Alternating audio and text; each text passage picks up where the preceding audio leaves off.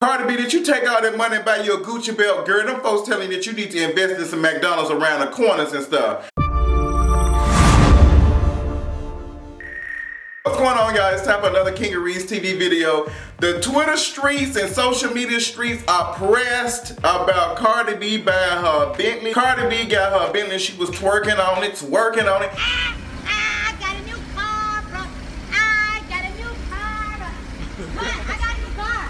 And she's excited, she's ecstatic, she's just feeling some type of way. And I don't blame her. A lot of people were saying things on Twitter and social media just saying that Cardi B should take this money, she should invest it. This is her first single. She shouldn't be spending all this money on something materialistic. She should be trying to put something forward. Cardi B takes care of her whole family from what she says. Matter of fact, I think that's even in Bodak Yellow. Cardi B and her money. This is the thing I don't understand. It's like some people don't see what you do, they only see what they want you to do, okay? And they seeing that, Cardi B, you got all this money, you need to be doing a little bit more. But girl, this is her money. You don't see what she's doing. She might be taking care of her whole family. Cardi B is probably supporting a lot of families and we probably don't see it. Some people can support, some people can do extra stuff and not put it on social media. I don't think we understand that some things don't have to be put on social media. So Cardi B spending this money on this Bentley, that's probably something she's been wanting, something to treat herself, something for her self-care to make her feel good. There is nothing wrong with that. Now, some of the things that they said, Cardi B needs to prepare herself. You know, this is only the first one. This is the first single. She don't need to spend too much money. You don't know what Cardi B is doing. She might have spent $250,000 on this Bentley and put $500,000 somewhere else. Now, Cardi B, this is your first single, girl. I'm happy for you. You deserve everything that you're getting. I've already said that in my Dear Cardi B video. I love Cardi B. I think she is a shining example of, you know, if you stay yourself, sometimes the universe will work it out for you to be able to create something. I think Cardi B got on Instagram and she spoke her truth and people really related to it. And it's been a slow growth for her, but recently it has catapulted. Now, I will tell Cardi B that she needs to be careful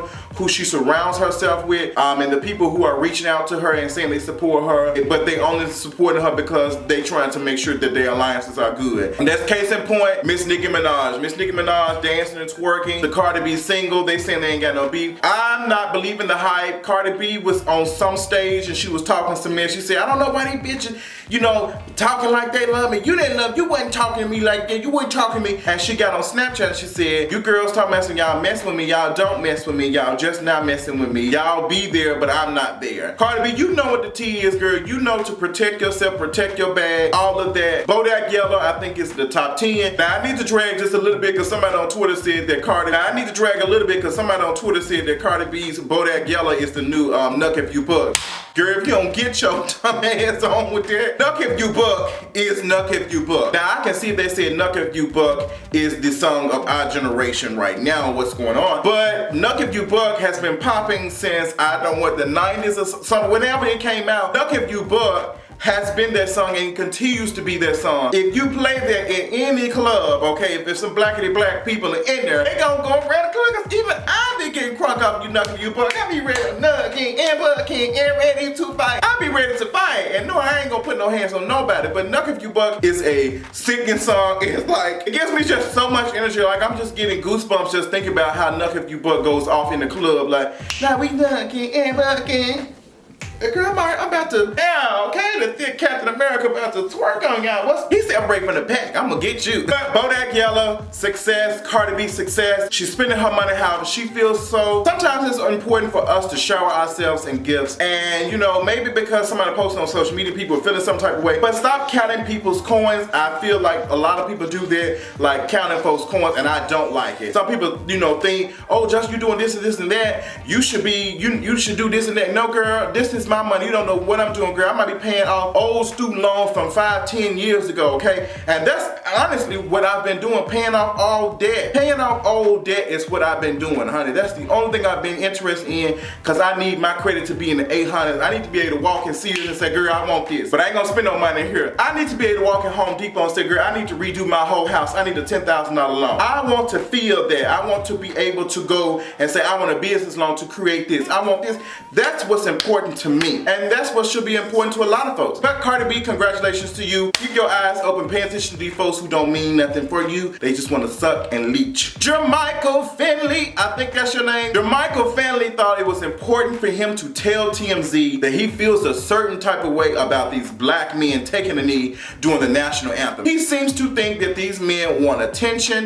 You know, they're selfish and, you know, they're doing this stuff just to get some attention for right now, and they have a job to do and they should be doing their job. Yes, they do want attention, Jermichael. I'm gonna tell you how they want attention. They want to bring attention to the many black people who have suffered in the hands of police brutality, okay? That's why they're doing that, okay? And this is the reason why it's getting so much attention, is because white America truly does not care as a whole about black and brown people being hurt in the hands of police. They don't care. They want to play football. Like, this is not important right now. We'll talk about that later. It's a back burner issue. We'll get to it whenever we feel like it. Jermichael and anybody else that thinks like that, these football players that are taking a knee and sitting down are doing something that is slightly dangerous for them, because they can possibly lose their job. They can possibly not have a career anymore, because these white folks ain't interested in that. They are not interested in hearing about black people and police officers. Girl, that's two things. I'm gonna tell you what white people always support, and that's something that supports them and their supremacist ass behavior. That is the police department, and that is the military in all branches, okay? I don't care what you say, they're going to uphold it. They take so much from that because it has gotten to where they are at now. Girl, they are the Lannisters, okay? They are Cersei and Jaime Lannisters. We're gonna take everything back that they've taken away from us. That's why it's sometimes hard for me to review Game of Thrones, because it's so realistic how the Lannisters act. I don't want these folks to have this stuff. Like, I'm gonna do what I want to do and y'all gonna respect it. And that's how some of you white people see. And y'all have, and there's so many black football players in the NFL, in basketball, and there's a lot of brown people that even play baseball.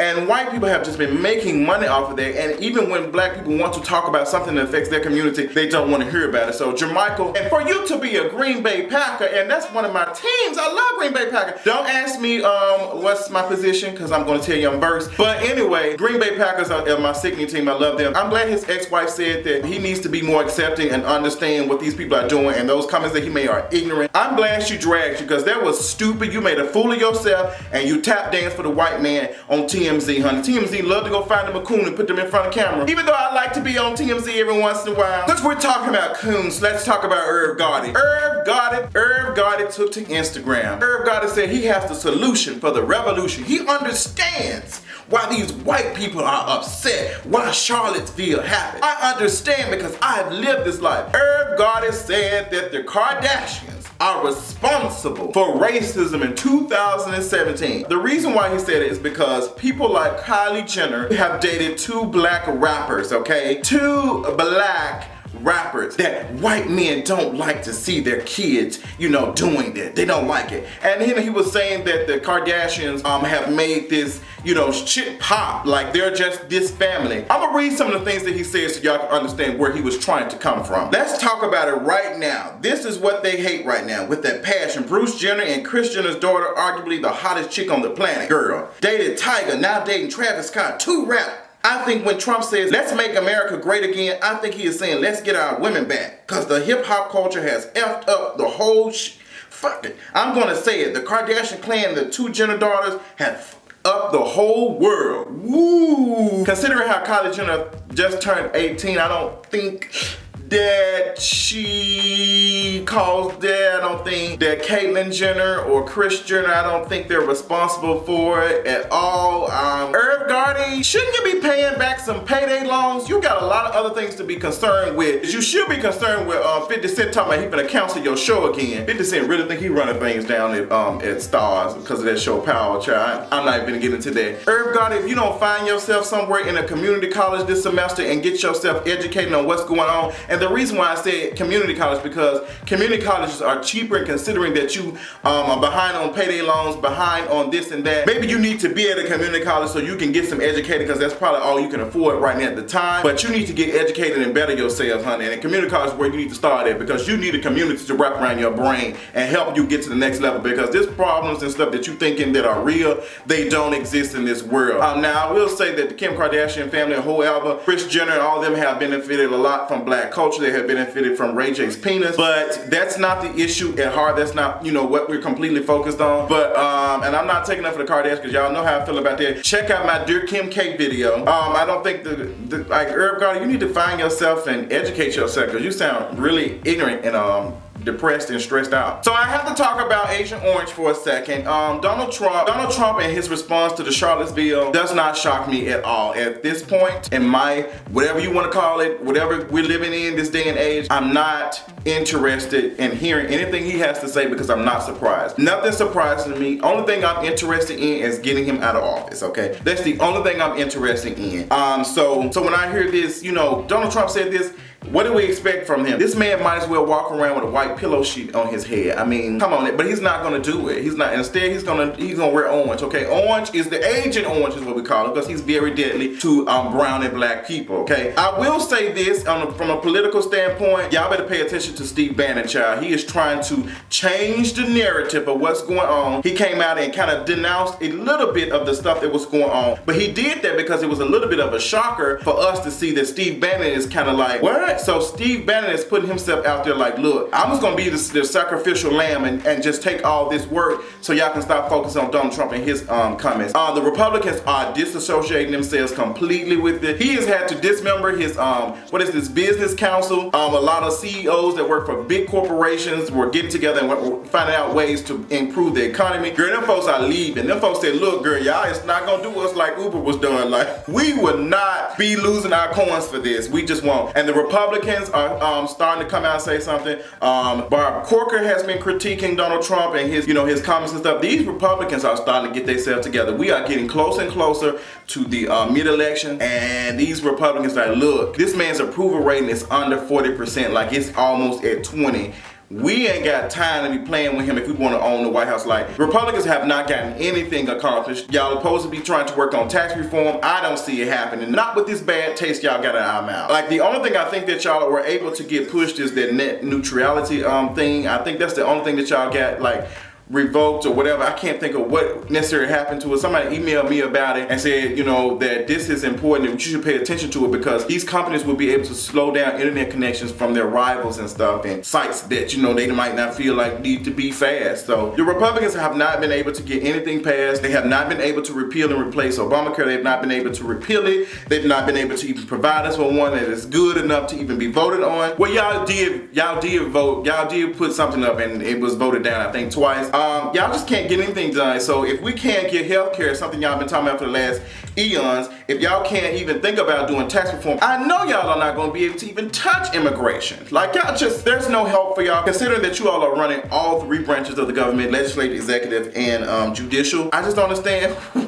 what is y'all thinking that's going to happen. Like, y'all run the White House, y'all got the House and the Senate, and y'all can't get any kind of legislation pushed with this dumbass food y'all got. Girl, that's a food. I should have talked about this last week. Omarosa was invited to a National Black Journalist Convention. I don't know what for. Maybe they want to stir the pot, or maybe they want to grill her in front of some other black folks. Omarosa went, and immediately they started questioning her about Donald Trump and what is your stance on this and that or that. And she was like, I'm not here to talk about Trump. Yes, you are. You are in the highest form of office in the country, in the world. You are going to talk about this. You are in the president's ear from what we think, or he might be in your ear, and he might be in your melanin. That's probably why you're losing it slowly, okay? But Omarosa got grilled, she got roasted, they called her out on it. And Omarosa said that the reason why she's being attacked is because she's a conservative woman. No, you're being attacked because you're a self-serving coon. That's what you're being attacked for, Omarosa. You're being attacked because of this, girl. You're not being attacked because, you know, you're conservative, girl. Many wealthy black people are conservative. But child, you're a conservative coon, so you a double C, girl, and I'm a double D, and I'm not interested in supporting D. Girl, I'm the hip-hop rapping boys time on you how? So Omarosa, you crying. That's too damn bad! You feel like you've been attacked, girl, save it. Save it. You took that job, you're getting well paid from it. I think you might be getting paid the same as Diamond and Silk getting paid. The two coons with the two quick weaves, oh my gosh, they get on my nerves so bad. Lord, if I see them eyebrows with them stencils one more time, I'm going to choke and croak. Peter Thomas has a new show coming. Bravo has allegedly ordered a spinoff for our boy, Peter Thomas.